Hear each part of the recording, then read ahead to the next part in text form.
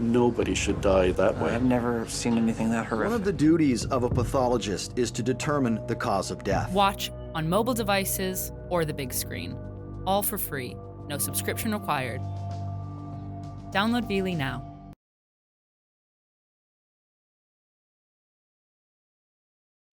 Murder is the ultimate crime and holds an endless fascination. In this programme, we're going to look back in the files at the case that became known as the Babes in the Wood and re-examine it with the help of a 21st century jury of experts. Psychologist and profiling expert Kerry Danes, journalist and crime novelist Hilary Bonner, retired senior police investigator Mick Turner and forensic scientist Alan Baker. What was the method? What was the motive? How was the investigation conducted? Were clues missed or deliberately ignored? Today we ask, what more could have been done to secure justice for the Babes in the Wood?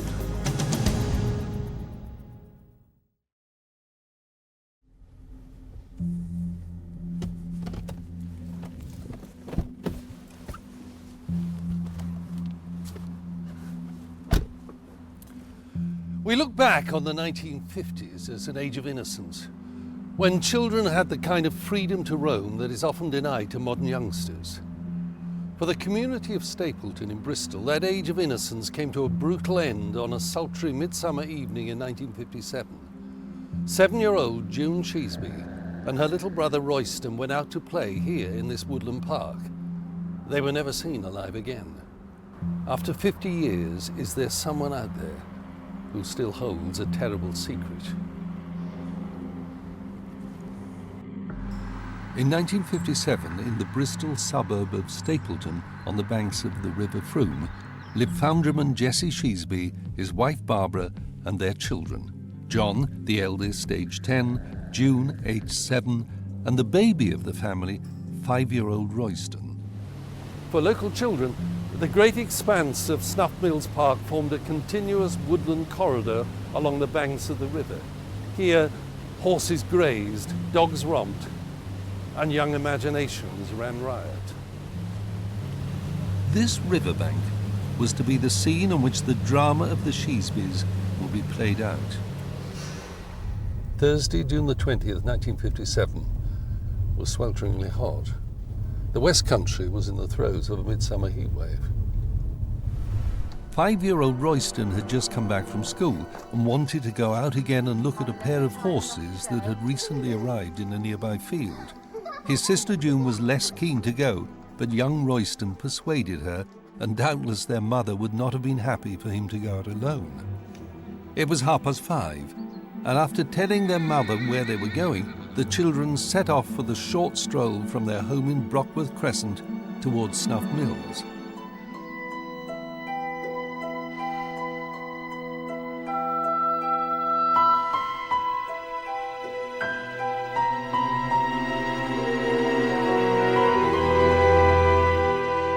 An hour and a half later, at 7, Barbara, who had been busy decorating upstairs, suddenly realized the time and started looking for the children. Usually the two little ones were in bed by 7:30, even on light evenings. Neighbours joined Jessie and Barbara in an extended search of the area. As dusk began to fall at 9:15 in the evening, the distraught parents called the local police station and reported the children missing. Police? The hunt for the children grew as the parents' anguish increased. Tracker dogs were brought in from Dorchester. Teams of frogmen began searching the River Froom. Firemen pumped water from a pond.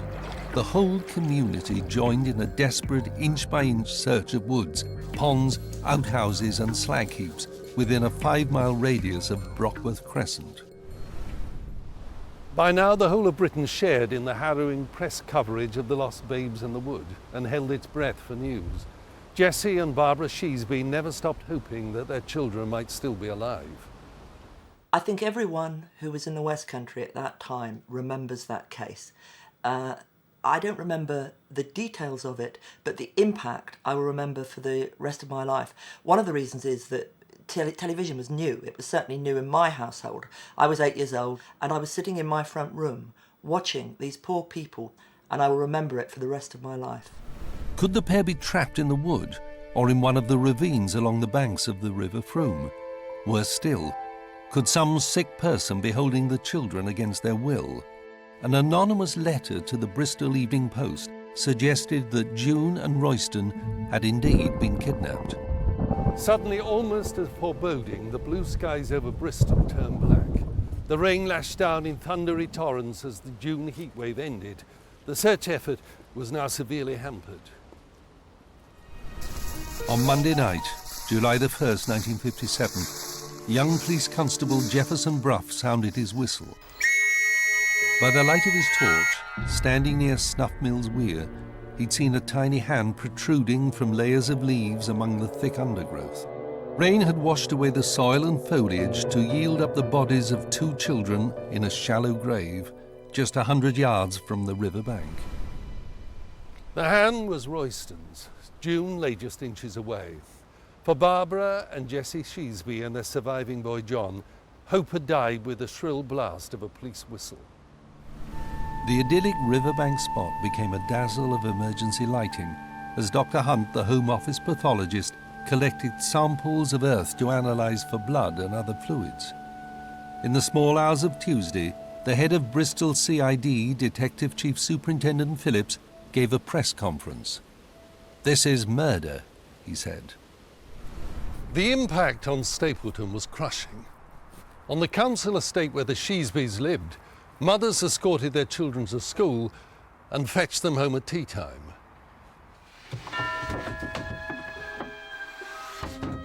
The kidnap story had turned out to be a hoax, so it wasn't a kidnap that had gone wrong.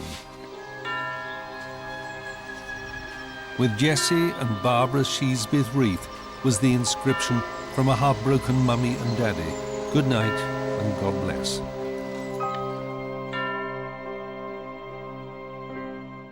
Neighbours stood to pay their respects as the 2 small coffins were laid to rest in Stoke Lane Cemetery. But was the killer watching them in their grief? You could never rule out that the perpetrator might come back to the crime scene, perhaps hiding himself amongst the crowds of onlookers, and certainly the police would consider some kind of surveillance or recording, but of course in the 1950s that would have been much more difficult to achieve. Profiling, as we think of it, has only really developed since the mid-1980s. The first thing that we would think of as a profile, so the first time that a psychologist have used their skills of analysis to help police during an investigation, was the John Duffy case, the case of the railway rapist. So in 1957, the thought of inviting a psychologist to look at the police information probably would have seemed quite ludicrous. The post-mortem, meanwhile, revealed both children had severe head injuries that had probably been inflicted with a blunt instrument. Bristol CID had little else in the way of leads. There was no evidence of a sexual assault or of a struggle or attempted theft. Despite this, Chief Superintendent Phillips concluded that it was the work of a sadist. But in actual fact, Chief Superintendent Phillips was quite wrong. Why would it be the work of a sadist? A sadist is somebody who gains gratification from inflicting pain onto their victim. There was nothing about the injuries of the victim that suggested that they had been tortured. In actual fact, the injuries that seemed to have led to death were quite functional. 2 swift blows to the head, 1 per victim. For the police, the major concern was the time lag of 11 days between the children's disappearance and the discovery of their bodies. By mid-July, the police remained convinced there were scores of witnesses still to come forward. Some were understandably reluctant. On July the 16th, police appealed to the many courting couples who were known to be sharing time together on the banks of the River Frome on the evening when June and Royston were murdered. These are people who do not want others to know that they were there, Detective Chief Superintendent Phillips said. I can assure them that our only interest is in solving a murder. We're not interested in their personal lives. This was an era when any kind of sexual activity outside of marriage was taboo. It was as simple as that. You would probably get along the riverbank, rather obviously, couples who should not have been together because they were married to somebody else. But you'd also get young people. I mean, this was long, long before the days when mummy let her daughter sleep in the spare bedroom with her boyfriend. And in those days, people's social standing was all. It really meant everything. If your secrets came out, then you were dead in the water. Of all the potential leads, the one that obsessed the inquiry team most was the mysterious man in the blue suit. An off-duty fireman told detectives that on the evening the children disappeared, he chatted to a man on the banks of the river, near to the spot known as Bamboo Island. 2 children, almost certainly June and Royston, were seen playing nearby. The man was aged between 45 and 50. He had fair hair tinged with grey, and he was wearing a blue suit. Quite possibly, he was the last person to see the children alive. The summer wore on with no real progress. The man in the blue suit never came forward. For the grieving parents, the agony of waiting must have been unbearable. What they needed were answers. But no answers came. Who had killed their children and why? Was it a stranger or someone they knew and had welcomed into their lives? And for the community at large, the most alarming question was, when would he or she strike again? The bodies of young June and Royston Cheesby were found in woods near the River Frome in June 1957. They had been murdered. The police investigation was stalled, but someone was to make a startling revelation that they might know who the murderer was. With the lack of an obvious motive or any material witnesses, police seized upon every development or scrap of information that became known. To the advantage of the police in the 1950s was the lack of mobility. People often lived and worked in the towns they were born, so there's very much the possibility that the killer is close to hand. In the vast majority of cases, around 86% of cases of child abduction or child murder, the person who is responsible is somewhere in the police records. They're known to the police. The problem is that these are huge, vast databases. They are haystacks, and we're looking for a needle. Something that a psychologist might be very useful for is actually helping determine where in that database to look. So the kind of things that they're going to be looking for are aspects of the offender's behaviour. So, for example, did they destroy forensic evidence? Because these kind of things point to their criminal history, the types of offences they may have been convicted or investigated for. By the time the inquest opened in September, police had interviewed more than 25,000 people within a 2-mile radius of the murder site, with more than 2,000 written statements. Early attention had focused on one of a nearby group of mental hospitals, where a patient had absconded after climbing out of a window and sliding down a drain pipe. But Chief Superintendent Phillips said that there was nothing on the man's record that showed any violence. Despite these reassurances, sections of the press decided there was an issue to be milked for all it was worth. Streets usually filled with the laughter of children at play were deserted, wrote the Bristol Evening World. The newspaper's leader comment was forthright. Has the time come for the people who run our mental hospitals to ask themselves an urgent question? Is too much latitude allowed in permitting subnormal patients to mix with the public? Police began the difficult and fraught process of going into the wards to question as many patients as possible, if only to rule the hospitals out of the inquiry. In circumstances that bordered on farce, dozens of patients actually confessed to the murders, and police now found themselves deploying precious time and resources on disproving the accounts. From the scraps of information that became available through public appeals, detectives built up their own picture of June and Royston's last movements. Police believed that the children were probably walking along the banks of the River Frome when the killer enticed them. The theory was that he had led them into the Grove, a steep, thickly wooded slope that leads up from the river to the railings surrounding the Bristol Mental Hospital. To the attacker, the spot was suitably remote. The nearest road was a quarter of a mile away. Even the hospital railings were a good 40 yards from the site of the killings. You have to bury somebody somewhere where you're confident that you're not going to be found, you're not going to be disturbed. The fact that the children were buried is important. The fact that they were buried side by side, I don't know. Does that show somebody who's quite meticulous? Maybe. I think that what it really points to is somebody who has maybe planned this offence, or certainly planned the disposal of the bodies, maybe the disposal of the murder weapon, but also the location. The jury returned to give the expected verdict of murder by a person or persons unknown. There seemed a depressing finality about the verdict. The investigation had lost momentum, the trails had gone cold. Soon the newspapers would find other horrific murders to splash across the pages. By the autumn, the murder of the babes in the wood was still an unsolved case, and looked likely to remain so. 7 years passed, with no further progress.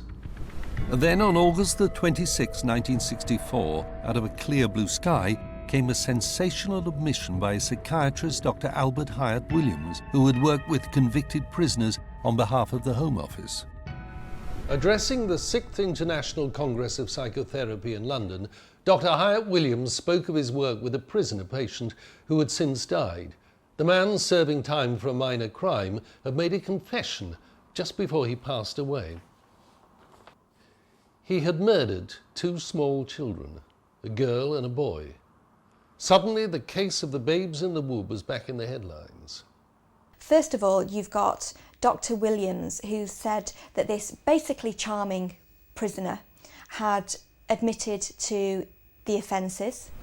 I've worked with many people who have confessed to numerous crimes.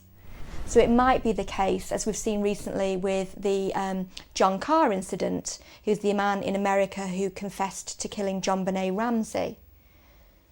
It just might be complete fabrication. John Carr was not even in the general vicinity when this offence took place. He couldn't have done it. But also there's a second group of false offences, and that is people who have got mental illness, they're quite genuinely disturbed, and they've formed the belief that they've done it themselves. But the psychiatrist would give no details to identify the man or the prison where he was serving his sentence. The file on the man had closed, but the Home Office, it seems, had given Dr. Williams permission to tell just the general story for the first time. Dr. Williams said he had actually signed the Official Secrets Act and he had been ordered to preserve anonymity and not to give any details which might lead to the identification of the prisoner. "I'm terribly anxious not to stir up any more mud over this case," said Dr. Williams. Well, anxious he might be, but I find his position astonishing. He's got this information and he chooses to reveal it to the world at large through a conference. We do know that false confessions are quite commonplace in high-profile cases, but nonetheless the police should have been able to access this information and the identification of the person who made the confession. The political reverberations were ferocious. Politicians and public were outraged that the doctor had left the issue dangling. The prisoner, if indeed his story was true, had achieved peace of mind. For the Sheasby family, the agony continued. But the Home Office made no response, except to say that Dr. Hyatt Williams was not its employee. Bristol's Western Daily Press blazed away at the Home Secretary, Henry Brooke. Home Secretary Henry Brooke was asked again and again yesterday, was the conscience-stricken killer the man who murdered the Bristol babes in the wood? Mr. Alan Hopkins, MP for Bristol North, asked it. The children's father asked it. All they wanted to know was why Dr. Hyatt Williams was allowed to tell a conference that a patient had admitted killing a boy and a girl. And all they got was this statement from the Home Office. He is a consultant psychiatrist at Oakwood Hospital, Maidstone. He is called on to undertake the specialised psychiatric treatment of certain offenders. The Home Office was informed by Dr. Williams of his intention to speak at the conference, and he was reminded that if he used case material obtained in the course of his work for the Home Office, it should not enable any particular case to be identified. The Home Office did not see his script. Bristol CID even approached Hyatt Williams, who replied, "I have spent a night with my conscience and I cannot divulge the name of the person concerned." So who killed June and Royston Sheasby? Was it Hyatt Williams' conscience-stricken prisoner? Was it the man in the blue suit? Or were they one and the same person? Who holds the terrible secret? Is it Dr. Hyatt Williams? We believe he's still alive, but despite numerous attempts to contact him, we've only met with a brick wall. Or is there still someone out there in old age who cannot find it within themselves to confess? Had we had the same weapons available to us back in the 1950s, so if we'd had the statistics that we have now and we have the vast databases that we have now, we might have stood a much better chance of actually locating who killed these children. One thing I've learned through researching my crime novels, through talking to my police contacts and so on, and studying figures, is that the vast majority, I think it's over 90%, of child murders are actually perpetrated by somebody within the family, somebody close by, a neighbour, or at the very least somebody the children know vaguely and trust. This one, I think, is one of the few exceptions. From a forensic point of view, again, the problems 50 years ago would be the same as today. It's the protection and integrity of the crime scene, and the fact there'd be very little information left at the scene given the fact the bodies have been exposed for 11 days. There would be a lot more science thrown at the investigation, but I suspect that the reality of it would be that the investigation would be very little different than it would have been 50 years ago. Somebody who I do think is guilty of a crime, albeit not murder, is the consultant psychiatrist who came up with this confession from an unknown person 7 years after the event. Having many times in my life as a journalist interviewed people who've just lost a loved one in some sort of violent situation, knowing what they go through, to have this thrown in their faces 7 years later without a solution, I think is really a criminal act, because it usually does give families some closure, if they can, some sense of peace, to know what happened, to know who did it. Even now, half a century later, is there someone keeping quiet who knows the answer to the case of the babes in the wood? And will the Sheesbys live to learn who so cruelly took their children from them?